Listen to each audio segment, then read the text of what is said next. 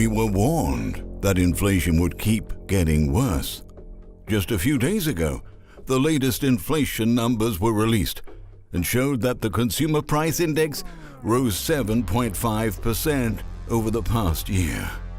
Experts say this was the highest reading since February 1982, a historic period when the U.S. economy was falling into the abyss. The 0.06% monthly increase alarmed many economists and put policymakers on the edge because it essentially meant that inflation is not going to cool off and fade away by itself. But this crisis is way worse than it seems. Official numbers don't tell us the whole truth, but we're about to tell you. So don't forget to leave a thumbs up and subscribe to keep updated with future videos.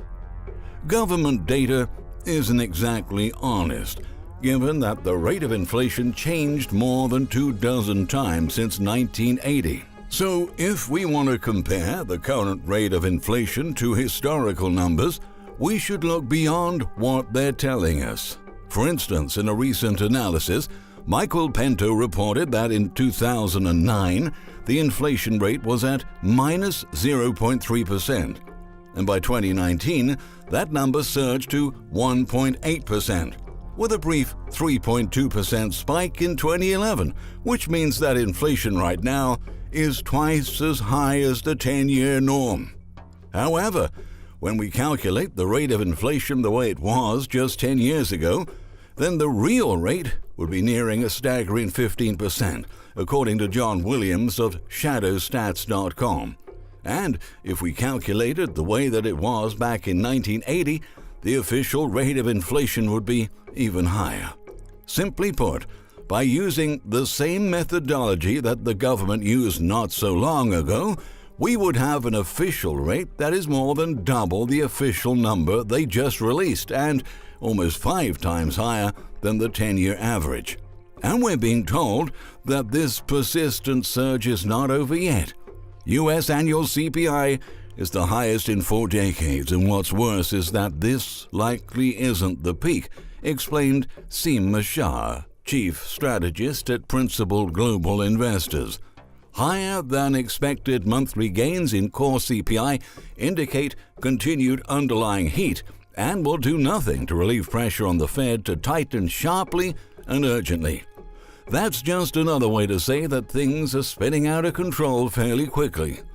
While many are comparing the ongoing crisis to what happened during the Jimmy Carter era, in real terms, what we're facing right now has surpassed anything that we witnessed back then.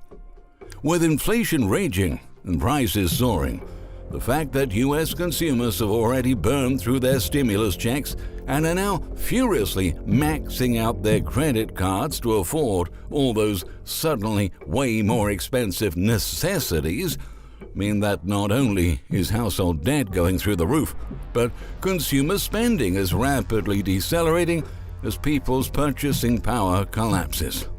Quite a recipe for disaster. Recently, Washington Post columnist Heather Long shared some specific numbers that point out exactly where American consumers are being hit the hardest. Over the past 12 months, the price of used cars jumped 40.5%, while gas soared 40% nationally. Rental car prices increased 29%, utility gas went up 24%.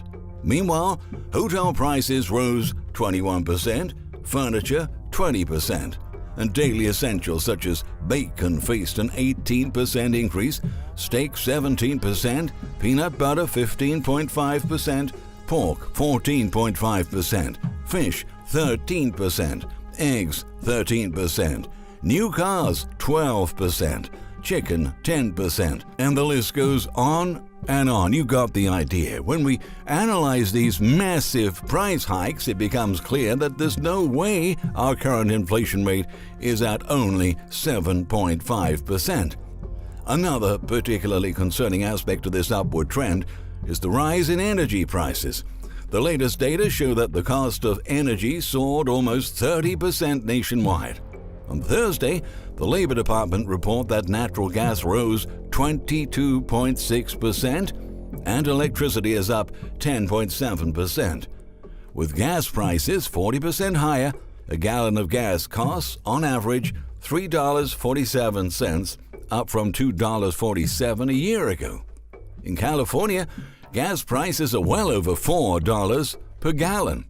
In all, energy prices have climbed more than 27% over the course of the past 12 months, the report concludes.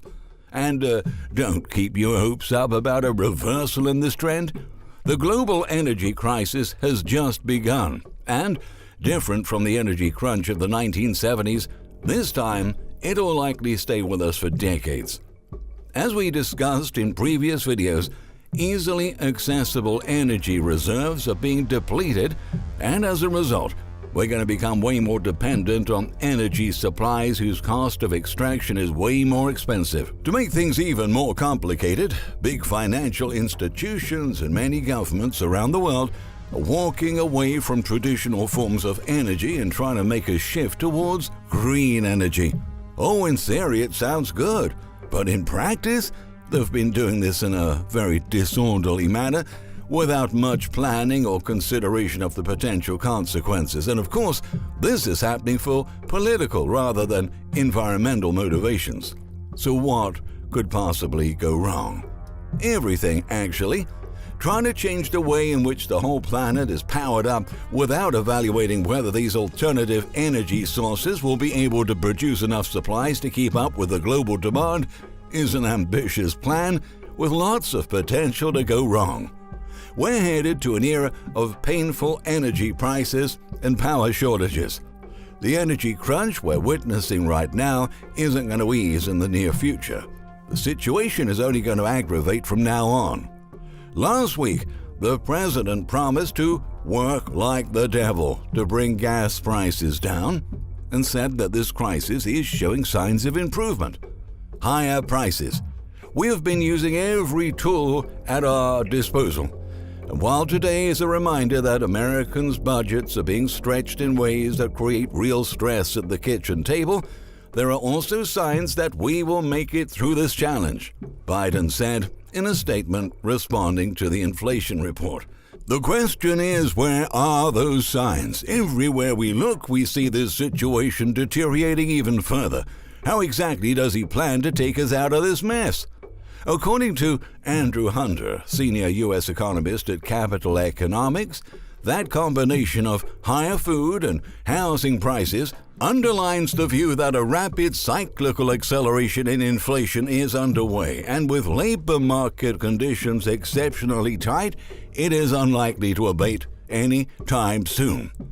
There are many divergences between what our leaders have been saying to us and what economists, analysts, and experts have been warning us. So far, government measures have done little to solve our true problems. In fact, back in November, the administration ordered a very large release from the Strategic Petroleum Reserve, and that failed catastrophically because those supplies are long gone by now. That was actually a very foolish thing to do because at some point, we're going to need those reserves. For over a year, they've been telling us that this is all temporary. But what's their concept of temporary? People need to eat today, not in a year or two. The cost of basic supplies, housing, and transportation continues to rise very aggressively. Americans have spent on average 10% more to get fewer products than they used to. Last month, food prices increased another 7%, and with each passing week, our grocery bills get higher. According to CNBC, one way that Americans can cope with this is by reducing the daily amount of meat and dairy they consume. Meat and dairy tend to be the more expensive items at the supermarket, and especially of late. In response, aim to make more meals that don't rely on them as the central ingredient. Using meat sparingly as flavor, like adding a bit of bacon to a mushroom risotto, is more economical. Consuming less meat also helps you lower your environmental footprint, the report reads. Well, that's very convenient for those in positions of power to say to the rest of the population, isn't it? There's nothing missing on their tables. They have access to the best of the best and see no problem in watching us fighting over the crumbs. At the end of January, financial and economic analyst Wolf Richter pointed out that Americans' buying power is on a steady decline and about to go down even more. The loss of the purchasing power of the consumer's dollar, the politically incorrect term for inflation, worsened by 0.8% in January from December, and thereby the purchasing power of wages and salaries dropped by as much. The purchasing power of $100 in January 2000 has dwindled to $60.10, losing another 50 cents over the past 30 days, Richter wrote in his blog Wall Street. This is inflation in the process of burning out of control, with the Fed, the most reckless Fed ever, still pouring huge amounts of fuel on the fire through its recklessly gargantuan balance sheet that it will unwind too late, he added. Needless to say that Americans are becoming increasingly frustrated with the government. Our population is losing faith in the country's leadership, and Biden's approval is underwater in many states. A new survey suggests that nearly 6 in 10 Americans disapprove of how Joe Biden is handling his presidency, with most of that group saying there's literally nothing Biden has done since taking office that they approve of. 58% of Americans disapprove of the new administration's performance, reflecting a 7-point increase in the number who disapprove from the last survey taken in December 2021. So, where do we go from here? Well, the Federal Reserve will be forced to significantly hike interest rates to fight such absurd levels of inflation.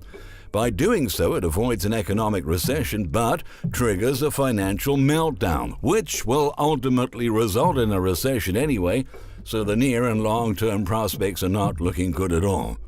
The chances of a 0.5 percentage point Fed rate increase rose to 44.3% following the data release, compared with 25% just before, according to CME data. Chances of a 6/4 percentage point hike this year rose to about 63%, compared with about 53% before the release. With another surprise jump in inflation in January, markets continue to be concerned about an aggressive Fed, said Barry Gilbert, asset allocation strategist at LPL Financial. While things may start getting better from here, market anxiety about potential Fed over-tightening won't go away until there are clear signs that inflation is coming under control. The term over-tightening may be an exaggeration. The Fed has artificially suppressed rates for over a decade, so it's very unlikely they will let go of their printing and spending mania and engage in over-tightening. The last time the Fed pushed interest rates into the stratosphere was in the early 1980s, but any rate hikes that happen in 2022 will be extremely modest by comparison. On the other hand, given that financial markets are priced to perfection, any dismal raise of interest rates will be extremely painful. Low interest rates have helped to fuel the everything bubble that we are witnessing right now, and when policy changes, that'll mean for investors that the party is finally over. A lot more turbulence is ahead.